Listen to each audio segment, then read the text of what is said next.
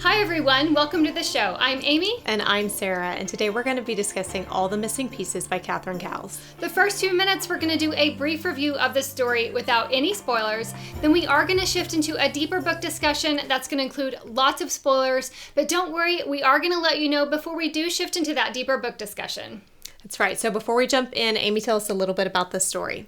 A young woman hosts a crime podcast that she uses to help solve cold cases, which she started after someone close to her was abducted. When she arrives in a small town to start at the beginning of a series of crimes that were committed, she doesn't plan on the attraction and the draw she has for the town sheriff. Sarah, what did you think about All the Missing Pieces? I love this story. I'm a sucker for Mr. Ballen's podcast, and it was giving off those vibes to me. This story was I was just captivated, from the get-go, which, obviously, if you've read it. I love Cowles. I love how she's able to quickly draw me into a story, and she did it again with this one. I was here for the mystery of it.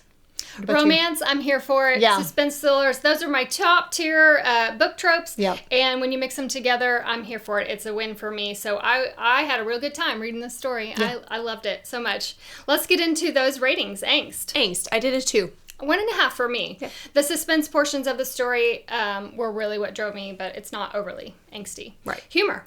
Like a 1. I did a 1 too. Yeah. Some comedic moments. Spiciness. 1.25. I did 2.5. That's probably really? high. Yeah, I think it's probably high, but there were enough scenes. There's some good tension. Yeah, so, I'll leave it at 2.5. It's probably high, but I'm going to leave it. I'm trying to think if I'm low. They were descriptive, the ones that were in there. Not overly so, but enough to bump it up a smidge. Anyway, it's fine. Tears. 0.25. I did 1. So we were close. I didn't cry, but the basis for the suspense part of the story is very sad. Yeah. The whole premise of the story is very pretty weighty. sad. I'm going to change mine right now. I'm not going to jump to a 1. I'm going to say 0.75, but I'm rethinking that now, and I'm like, did I rate this the way I should? Yeah, I feel like 0.75 is fair for you. The story overall, no, it's sad. It's sad. I'll go 0.75. We'll keep it there. I really missed the mark on that, guys.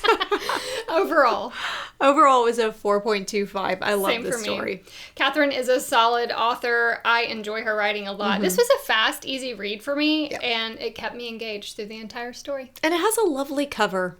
Oh, the beautiful. That's what drew me into this story was the gorgeous cover.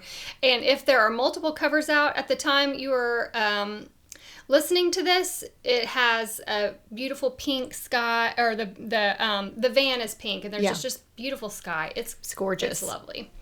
That concludes the spoiler-free quick review of this story. Now we are going to shift into a deeper book discussion that's going to include lots of spoilers. If you would like to continue on that journey with us, simply click that link below or open any podcast platform and simply search Post-Book Depression.